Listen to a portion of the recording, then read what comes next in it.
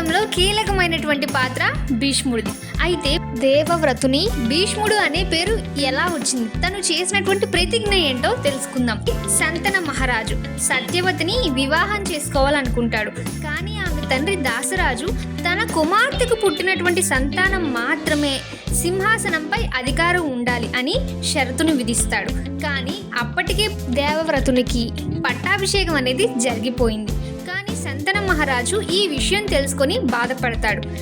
ఎలాగైనా సరే నా తండ్రి యొక్క దుఃఖాన్ని నేను దూరం చేయడానికి ఈ రకంగా భీష్ముడు ప్రతిజ్ఞ చేస్తాడు.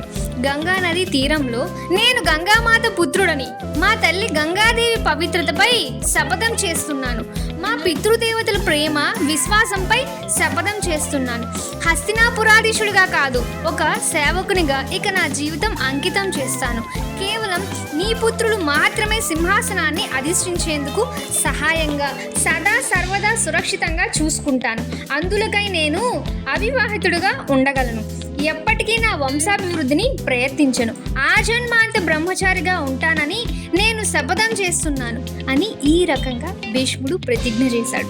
అయితే అతను చేసినటువంటి ఈ గొప్ప ప్రతిజ్ఞకి దేవతలందరూ కూడా ఆశ్చర్యానికి గురయ్యారు. ఈ భీష్మ ప్రతిజ్ఞ సమస్త ఆర్యావర్తనంలోనే ఇంతవరకు ఎవ్వరూ కూడా చెయ్యనటువంటి భీష్మ ప్రతిజ్ఞ కనుక తన తండ్రి తనకి నా కోసం నీవు ఇంత గొప్ప ప్రతిజ్ఞ చేశావు, నీ కోసం ఏదైనా వరం కోరుకో పుత్ర అని అడగ్గా అప్పుడు భీష్ముడు హస్తినాపురంలో ధర్మం నిలబడేంత వరకు నేను ప్రయత్నిస్తూనే ఉంటాను, అంతవరకు నాకు మరణం సంభవించకూడదు అని తాను కోరితే తండ్రి వెంటనే నీకు ఇచ్చామరణం వరం మరియు తండ్రితో పాటు మిగతా దేవతలందరూ కూడా తదాస్తు అని దీవించారు. ఈ రకంగా భీష్ముడు తను చేసినటువంటి ప్రతిజ్ఞకు మెచ్చి తనకి భీష్ముడు అని పేరుని ఇవ్వడం జరిగింది.